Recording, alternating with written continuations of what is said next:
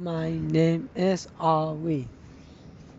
I'm a psychology major at UC Berkeley.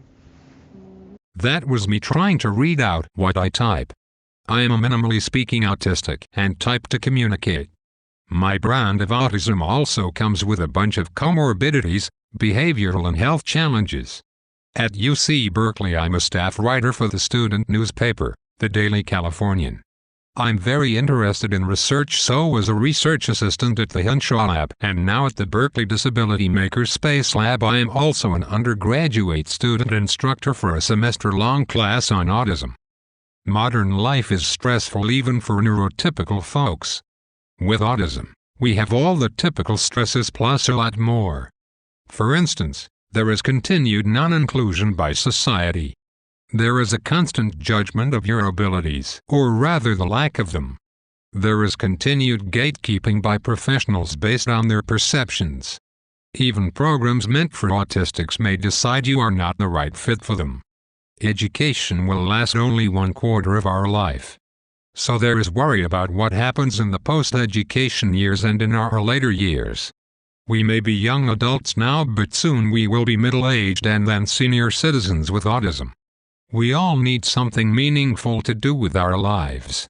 And currently we lack adequate coping skills to help us mentally cope with such issues. I have noticed a few common behaviors in my adult autistic friends and myself. One is acting out, or tantrums, possibly due to built-up frustration and lack of coping skills. We all need to have something meaningful to do with our lives. Others are in a state of resignation or apathy. I feel this apathy is mistaken for compliance or being very manageable by their caretakers. These are manifestations of depression along with suicide ideation. An autistic friend did in fact attempt suicide. In fact, a Yale study in the January 2018 issue of the Journal of Autism and Developmental Disorders pointed to the high rate of suicide ideation amongst high schoolers. Essentially, I feel that for many on the spectrum there is a lot of anxiety, depression, low self-esteem and internalized depression. As Professor Steve Henshaw pointed out in my developmental psychopathology class, there is a lot at stake.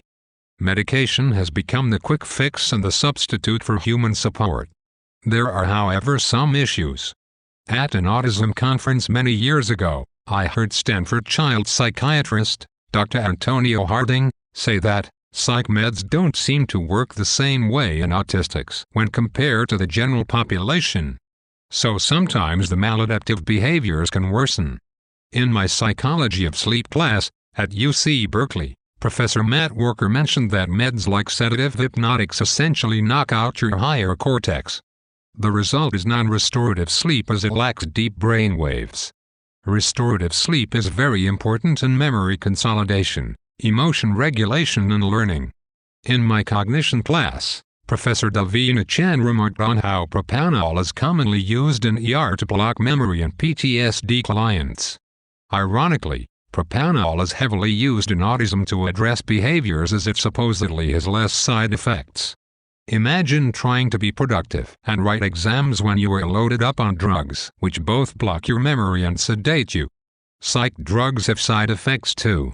I started getting involuntary cheek twitches after starting Risperdal.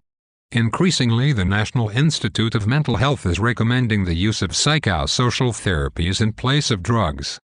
I want to stress that mental health is a very real thing. Professor Marcia Saxton in my Disabilities Studies class defined mental health as the ability to cope with normal stress of life in order to reach his or her potential. We autistics lack coping skills.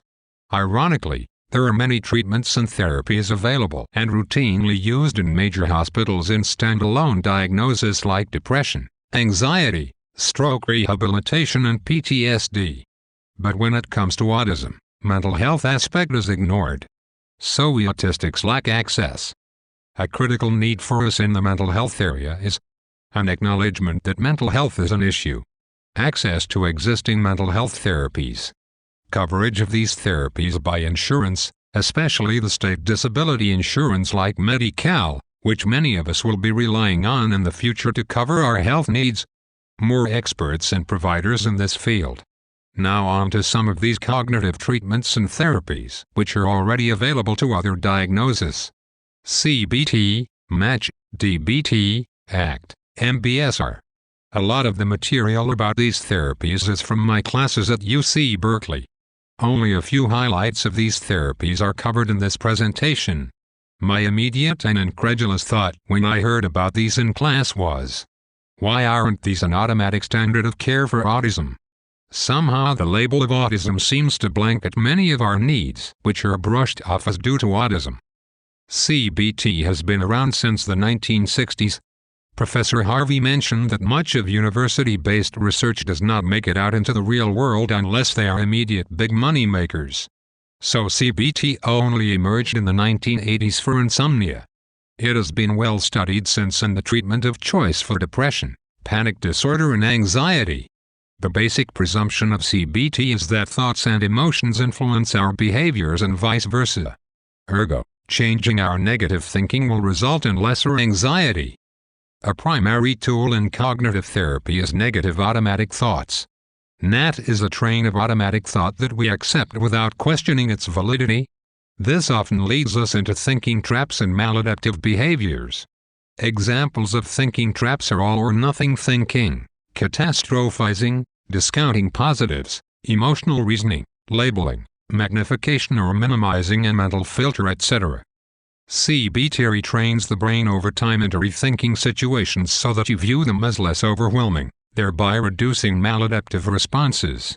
Again, the idea behind CBT is that thoughts and perceptions influence behavior. I had several years of CBT when I lived in the South Bay. I have not been able to locate a good provider in Berkeley yet. Here is an example of a CBT exercise. Every 20 minutes for 2 hours a day for 3 times a week, I had to write the following: thought, feeling associated with the thought, the thinking trap. Then I had to reframe the thought in a more constructive light. MATCH is a version of CBT for children ages 5 to 15 with depression, anxiety, traumatic stress and conduct disorder. It is a parent training component to help support the child. It can be customized and allows for comorbidities. It also makes use of some appealing age-appropriate tools like the use of a feelings thermometer. Negative automatic thoughts are simply called blue thoughts. Blue thoughts are like sunglasses. They make the world seem darker, less clear and less bright. So the idea is to get the child to understand that your thoughts affect your feelings.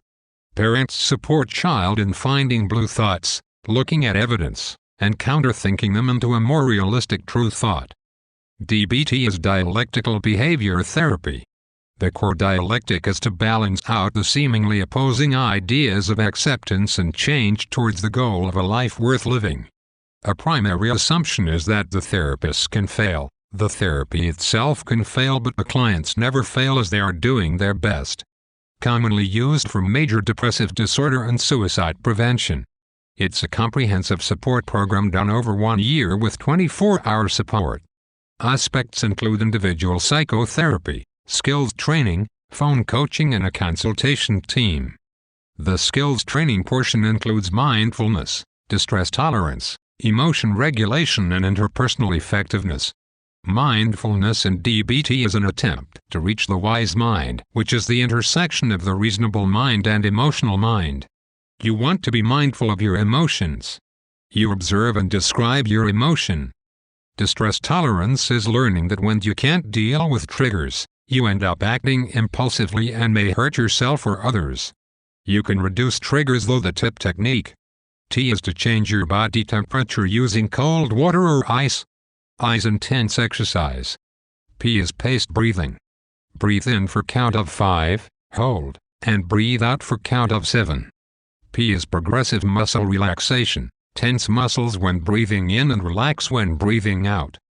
Difficulty with emotion regulation of intense emotions like anger and anxiety can lead to problematic behaviors.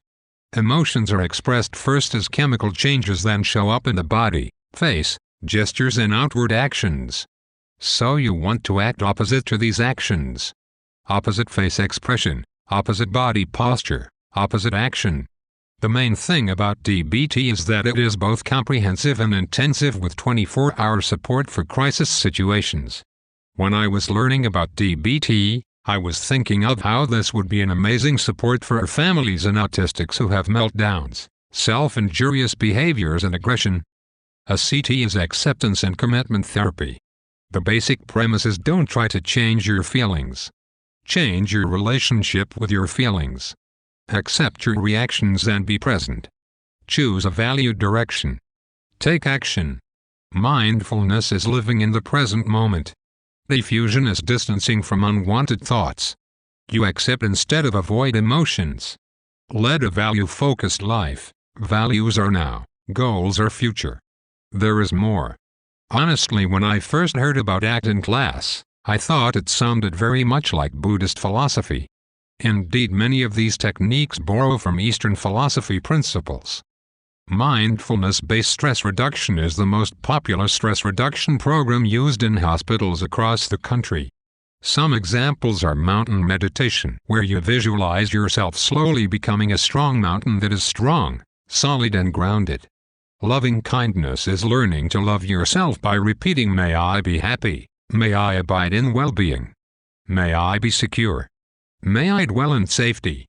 It is used in treating anxiety, depression, substance abuse, eating disorders, sleep disorders, ADHD, and conduct disorder. Where is autism on this list? Neuroimaging from various studies of the techniques indicate neurophysiological benefits. Reduced activity in the amygdala, which is associated with fear, anxiety, worry. Increased activity in hippocampus associated with memory, cingulate cortex associated with emotion regulation, and temporal parietal junction associated with empathy. There is also greater hemispheric dominance. The left prefrontal cortex is associated with more optimism. The point: there are established treatments used widely for many other diagnoses. Somehow they are not considered for autism. We need to have them available and affordable to the autism community. They need to be part of our standard of care. I believe many of these techniques can be simplified and customized for the unique needs of each autistic. Our mental health matters too. There is indeed a lot at stake. A big thanks to Pramila Srinivasan for the opportunity to present at the Synchrony 2019 conference. Thank you, audience, for your patience in listening to an autistic point of view.